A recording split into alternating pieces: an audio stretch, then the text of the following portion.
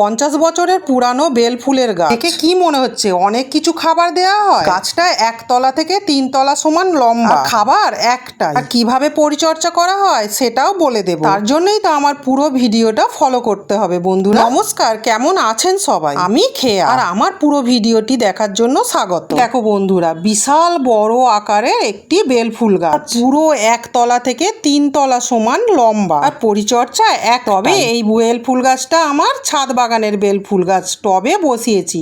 আর যে বেল ফুল গাছটা দেখালাম ওই বেল ফুল গাছেরই ডাল কাটিং করে এনে আমি এটা টবে বসিয়ে রেখেছি। সারা গ্রীষ্মকাল ভোর এই বেল ফুল গাছটা থেকে আমি অনেক ফুল নিয়েছি।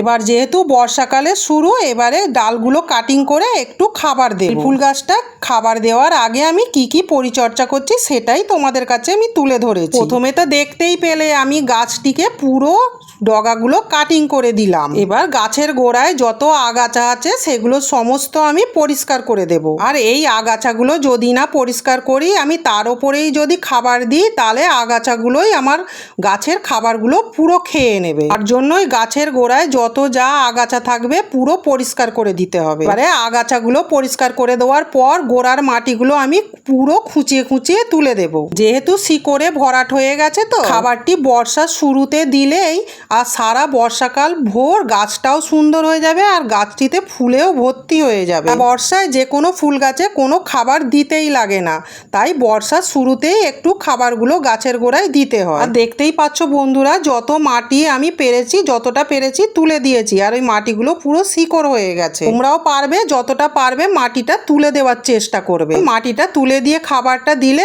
গাছটি আরো গ্রোথটি ভালো হয়। আর দেখায় একটি আমাদের 50 বছরের পুরানো বেল ফুলের গাছ। ফুল গাছটা এতটাই বিশাল বড় যে একতলা থেকে 3 তলা সমান লম্বা হয়ে গেছে। তলা থেকে 3 তলা সমান গাছটি ঝোপালো।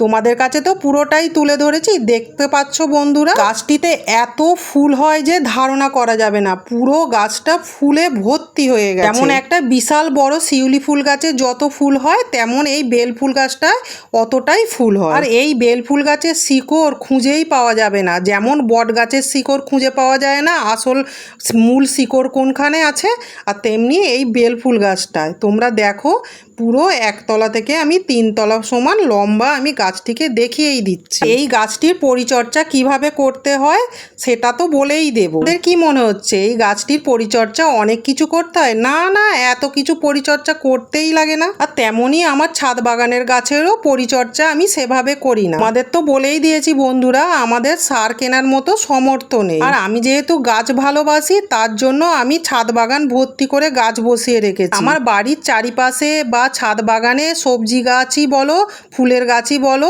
আমি যতটা পারি ঘরোয়া উপাদান দিয়েই আমি করার চেষ্টা করি। তাতে আমি রেজাল্ট এতটাই ভালো পাই যে সবটাই তোমাদের কাছে আমি তুলে ধরেছি। আর ফুল গাছটা দেখো পুরোটা আমি দেখিয়ে দিই। বছরের পুরানো বেল ফুল গাছটা দেখতে পাচ্ছ তো বন্ধুরা কতটা ঝোপালো। আমি তো তোমাদের কাছে পুরোটাই তুলে ধরেছি গাছটি কেমন ঝোপালো হয়েছে আর ফুলে ঠাসা হয়ে আছে। কি খাবার দেওয়া হয় জানতে ইচ্ছা করছে না?